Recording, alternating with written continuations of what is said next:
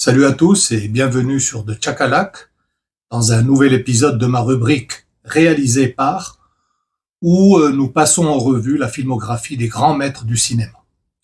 Dans le volume précédent, nous avons parcouru les années 70 de Clint Eastwood, une période durant laquelle il avait déjà démontré sa maîtrise en tant que réalisateur dans des films comme Un frisson dans la nuit, L'homme des hautes plaines, José Wells sur la loi, mon préféré, ou encore Breezy, dans lequel il ne jouait pas. Il a commencé à y définir son style et à expérimenter avec différents genres et thèmes. Aujourd'hui, nous nous plongeons dans les années 80, la décennie où Eastwood confirme et consolide ce talent. Il cesse d'être simplement l'acteur qui réalise pour devenir un véritable auteur.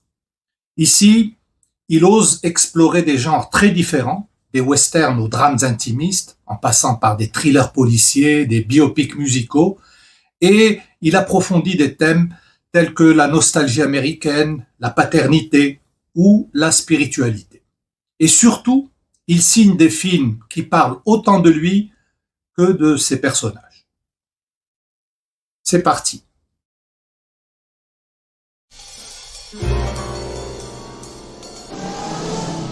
Ici 45-17, bien reçu, terminé.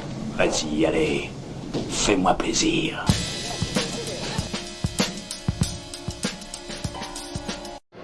Boys and girls, we welcome you this evening to the greatest, the most authentic Wild West show in America.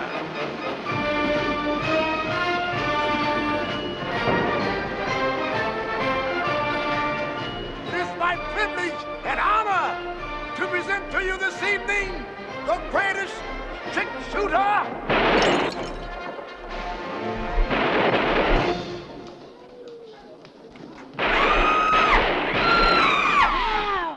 En 1980, Clint Eastwood réalise Bronco Billy. Bronco Billy McCoy, interprété par Clint Eastwood, dirige un spectacle itinérant sur le Far West qui lutte pour survivre dans l'Amérique moderne. L'arrivée accidentelle d'Antoinette Lilly, une riche héritière jouée par Sondra Locke, la compagne de Clint à l'époque, va faire se percuter leur monde de manière inattendue. The fastest draw.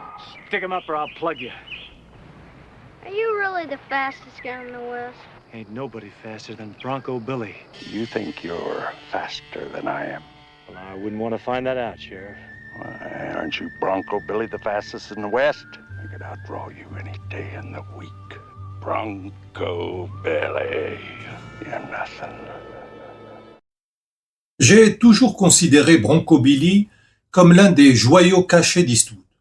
Au-delà de la comédie et de la romance, le film offre une profonde réflexion sur le rêve américain perdu, ces idéaux qui semblent inaccessibles, mais qui maintiennent l'illusion en vie. The toughest hombre. Are you finished with your little speech? Yeah, I'm finished. I do not work for you, and if you ever raise your voice to me again, I will scratch out your eyes!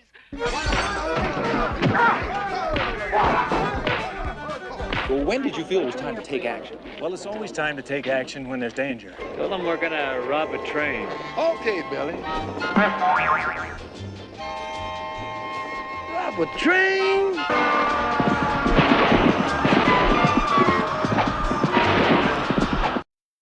Eastwood oppose la fantaisie du spectacle à la dure réalité économique et il le fait à travers une réalisation intime, chaleureuse et pleine de mélancolie.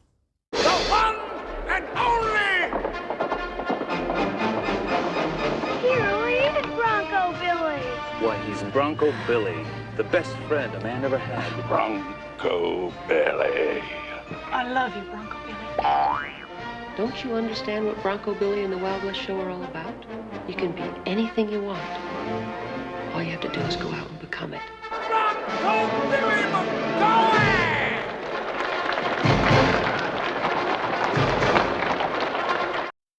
Visuellement, la photographie au ton de terre enveloppe l'histoire dans une ambiance accueillante, tandis que les plans moyens rapprochent le spectateur de la complicité et de l'humanité des personnages.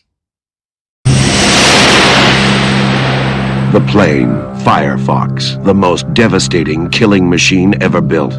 The weapon system is one of the most advanced ever conceived, with a thought-guided, thought-controlled arsenal on board the plane. If the Soviets can mass-produce it, it will change the structure of our world. The man, Mitchell Gant, the most daring U.S. fighter pilot ever to fly a plane. None of one of you think I have a chance in the world of pulling this off. En 1982, Eastwood signe Firefox.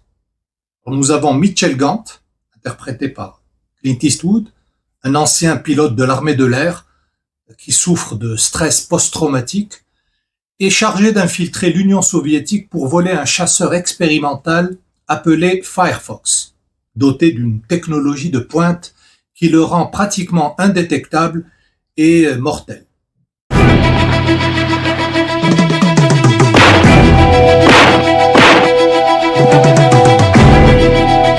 Don't say anything. Just fly the damn plane. I'm a tiger. Mitchell Gant. The mission, steal Firefox. Dans Firefox, Eastwood se rapproche le plus de l'action technologique et du thriller d'espionnage. Un chemin qu'il reprendra de manière plus mature des années plus tard dans Space Cowboys.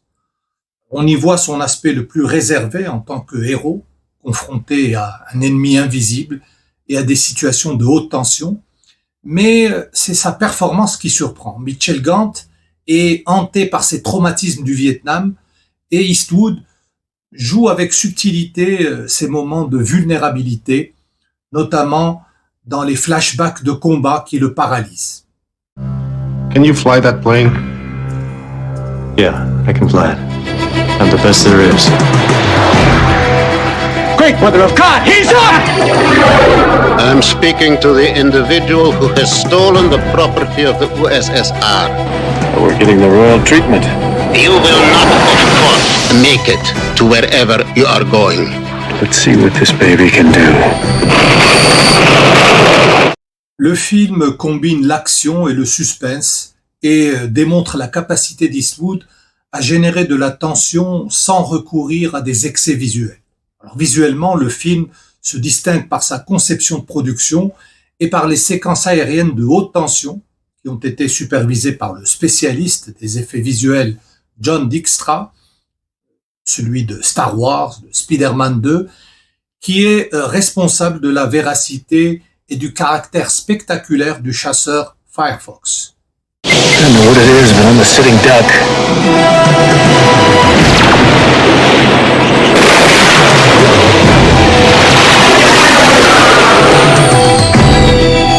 We have done it. We have brought down the American. Well, that's it. We might as well all go home. We don't know. The hell we don't know. They got him, Aubrey. I don't know. That could mean they didn't get him. That could mean they didn't get him. That could mean they didn't get him. Clint Eastwood in one of the most incredible undercover operations in history. Bien que Firefox n'ait pas une grande réputation auprès des critiques, je considère personnellement que c'est injuste. Le film offre un niveau technique impressionnant, des séquences tendues, très réussies, et démontre la capacité d'Eastwood à combiner l'action et le suspense de manière contenue et efficace.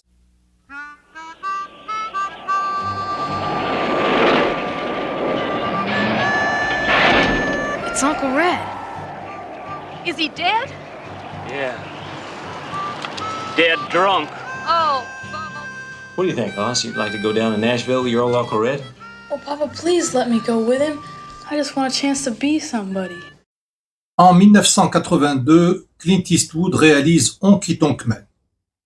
Red Stovall, interprété par Clint Eastwood, est un chanteur de country atteint de tuberculose qui entreprend un voyage en voiture avec son neveu Kyle Eastwood, le fils de Clint, dans l'espoir d'atteindre Nashville pour enregistrer un disque avant que sa maladie ne le terrasse.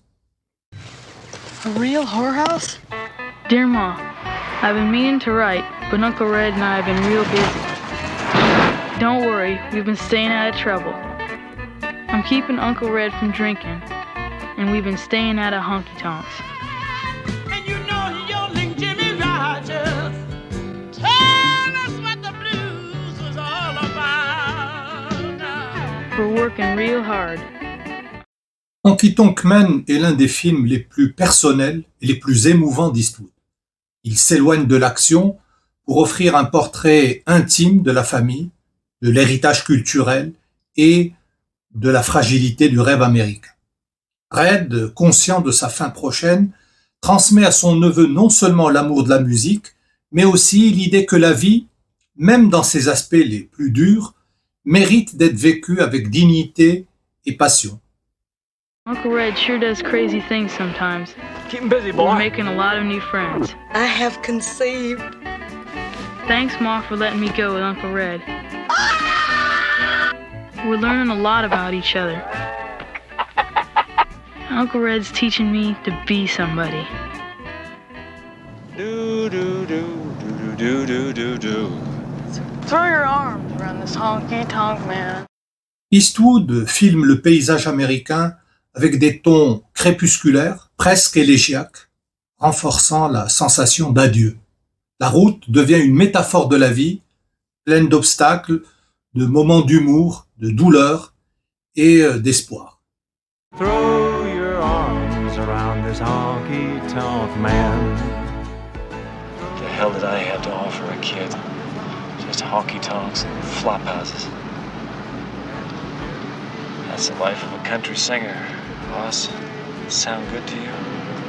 Don't sound too hot when you put it like that, but sure beats picking cotton and living in the sharecropper shack. Maybe you're right, boy. Maybe you're right. Throw your arms around this honky-tonk man. Un détail qui m'émeut toujours est le lien réel entre le père et le fils. Kyle Eastwood joue le neveu de Clint, ce qui apporte un niveau supplémentaire d'authenticité et de tendresse à leur relation. En 1983, Clint Eastwood réalise Le Retour de l'inspecteur Harry, Sudden Impact. Harry Callahan enquête sur une série de meurtres, tandis que Jennifer Spencer, interprétée par Sondra Locke, exécute sa propre vengeance contre ceux qui l'ont agressée des années auparavant. Cet épisode de l'inspecteur Harry est plus introspectif qu'il n'y paraît.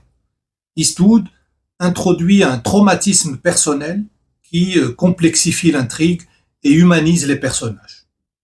Comme dans le film noir, l'utilisation de flashbacks pour expliquer la motivation féminine ajoute une dimension inhabituelle pour un thriller policier de l'époque. Jennifer Spencer agit presque comme un alter ego féminin de Harry. Dans plusieurs scènes, elle apparaît même vêtue de manière similaire à lui, renforçant l'idée que sa vengeance reflète la justice que Callahan incarne, mais de sa propre perspective. Et n'oublions pas que c'est ici qu'apparaît pour la première fois cette phrase mythique, reprise par Ronald Reagan lui-même à l'époque, « Go ahead, make my day », ou alors « Vas-y, allez, fais-moi plaisir ».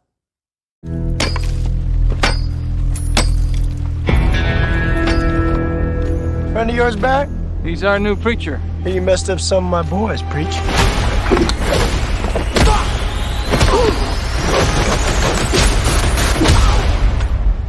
Nothing personal. Who but a gunfighter could have done such a thing? Sounds like a man I once knew. Couldn't be. En 1985, Clint Eastwood signe un véritable chef-d'œuvre, Pale Rider, le cavalier solitaire, un mystérieux prédicateur, interprété par Eastwood, arrive dans une ville minière, harcelée par le mania de l'exploitation minière Coil Out, interprété par Richard Dizard, et il devient le défenseur inattendu des colons. Parmi les habitants, on trouve Sarah Wheeler, Carrie Snodgrass, et sa fille Megan, jouée par Sidney Penny, Michael Moriarty, le prétendant de Sarah, et même Richard Kiel, le Jaws de James Bond. And I'm thinking about his dead. Preacher, you and your friends have 24 hours to pack up and leave. That gold is mine, and if you make me fight for it, I will. Well, there's a lot of sinners here, Bounce. You wouldn't want me to leave before I finish my work, would you?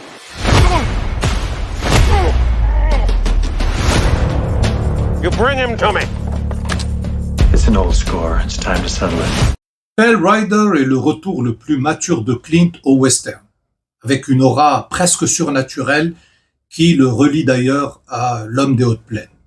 Cet effet est illustré de manière puissante dans 2 scènes qui personnellement me donnent toujours la chair de poule. Alors, la première apparition du prédicateur coïncide avec la prière de la jeune Megan qui demande à Dieu d'envoyer un miracle. La deuxième scène, iconique, se produit lorsqu'Eastwood apparaît encadré dans la fenêtre pendant que Sarah et Megan lisent ensemble le passage biblique d'Apocalypse 6:8. Et je regardais, et voici un cheval pâle, et celui qui le montait s'appelait la mort, et l'enfer le suivait. And behold a pale horse, and his name that sat on him was Death. And hell followed with him.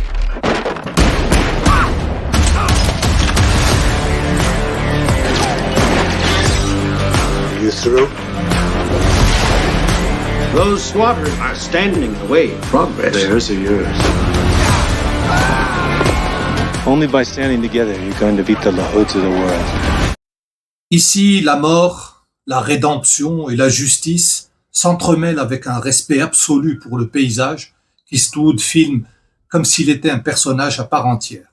We need a miracle.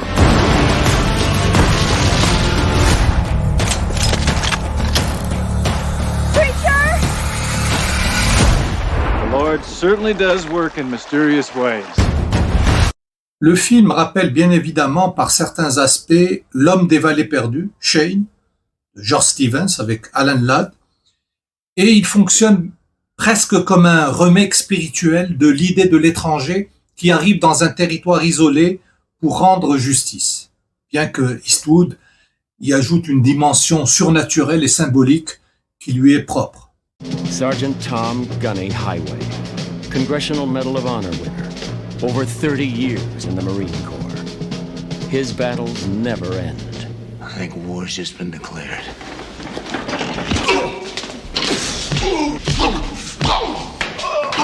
Why don't you just sit there and bleed a while before you taste some real pain?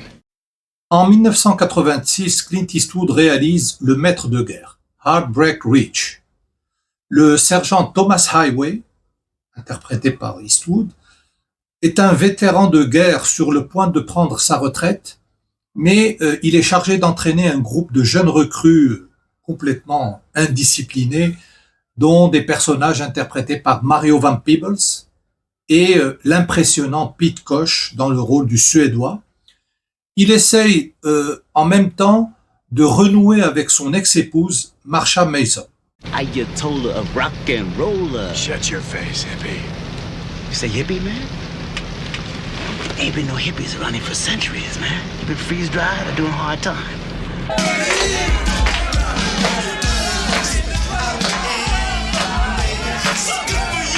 Bad whiskey, bad sex, and bad men, I never forget.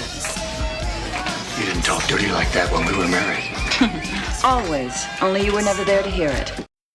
J'aime la façon dont Eastwood équilibre l'humour et le drame personnel en montrant du respect pour le simple soldat tout en critiquant la bureaucratie militaire. Well, I ask for Marines.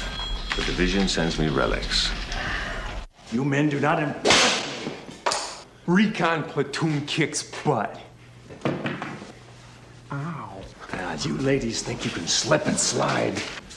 You're gonna start acting like Marines right now. Who invited you?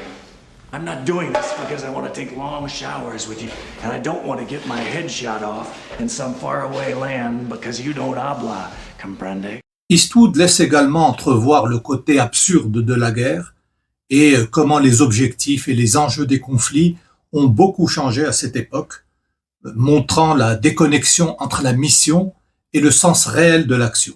Gunny, my weapon's jammed. What's your name, Marine? Lance Corporal Forgetti, Gunny.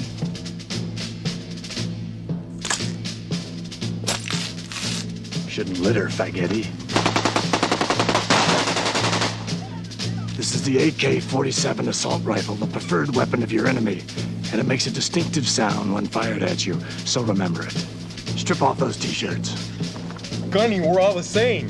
The same as me. How the hell are we supposed to know what You kind of improvise, t-shirt? you overcome, you adapt.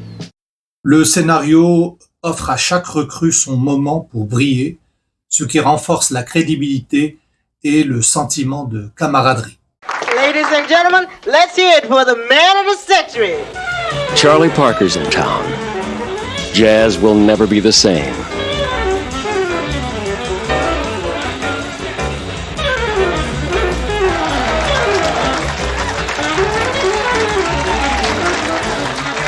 All right, what do you think about Yardbird?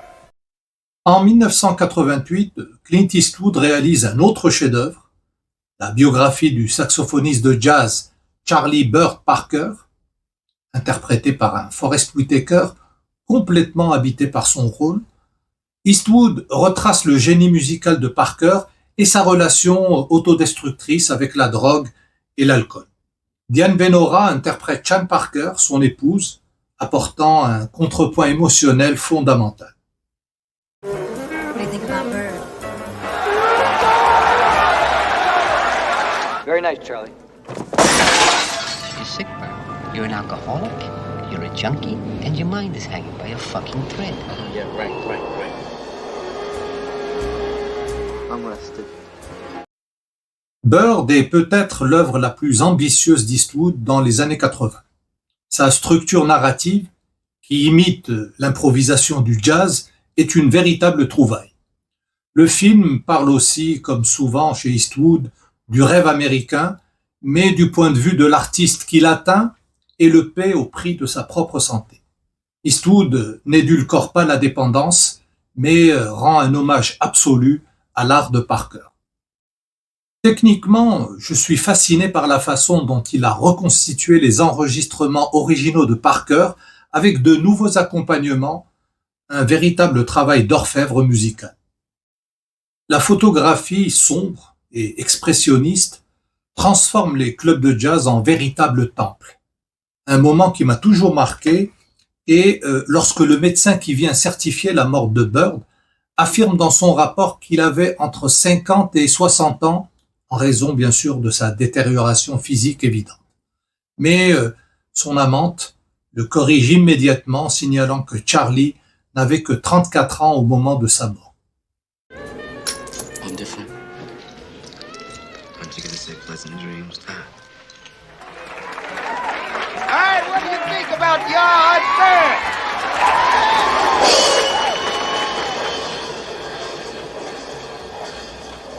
You always remember the martyrs longer. They gonna talk about you when you dead, Bird. Durant cette décennie, Clint Eastwood élargit ses thèmes, la nostalgie, la paternité, la spiritualité et l'art comme voie de rédemption. Son style visuel gagne en symbolisme et en complexité narrative, comme le démontre Bird.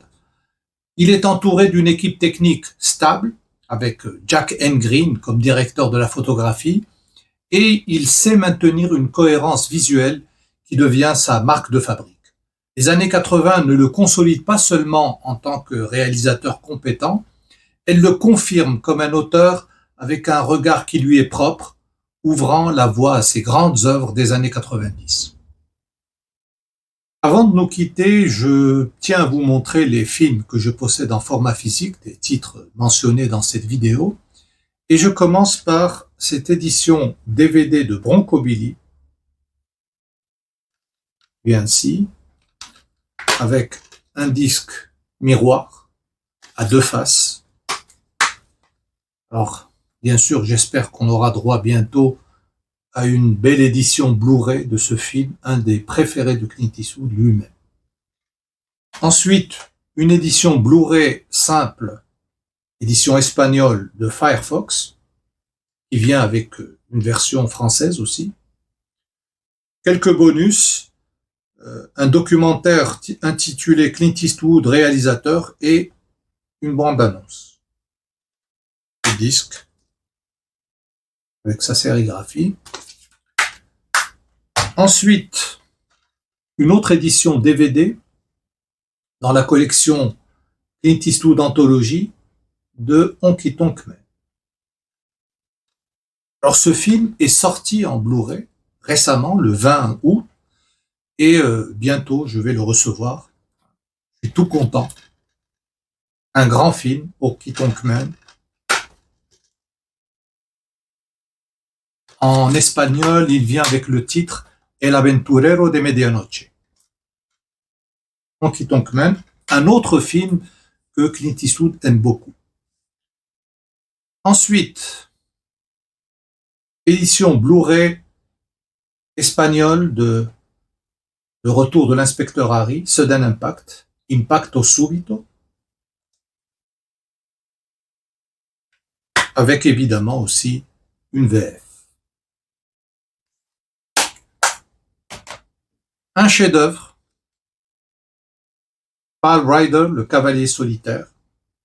Alors celui-là, je le possède en 4K, mais je ne l'ai pas encore reçu.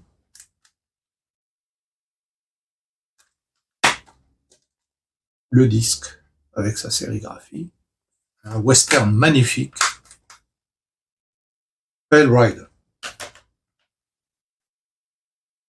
Autre édition Blu-ray, amarré simple, de Le Maître de guerre, El Sargento de Hierro, édition espagnole, qui elle aussi vient avec une version française.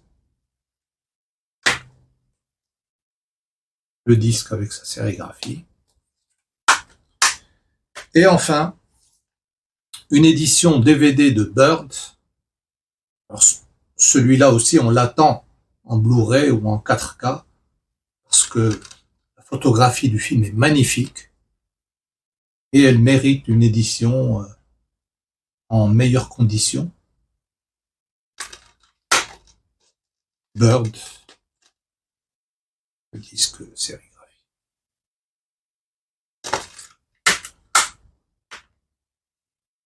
Et ainsi, nous terminons ce voyage à travers les années 80 de Clint Eastwood en tant que réalisateur, une décennie où la maturité créative et l'exploration de nouveaux genres l'ont transformé en un conteur complet, capable d'alterner les westerns, les drames intimes et les biographies musicales avec la même aisance. Dans le prochain volume, nous voyagerons dans les années 90, une période où, pour beaucoup, il a signé certaines de ses œuvres les plus marquantes. Merci de m'avoir accompagné dans ce voyage cinéphile. Laissez-moi un bon like si vous avez aimé la vidéo et à très bientôt pour le prochain chapitre dans The Chakalak. Salut!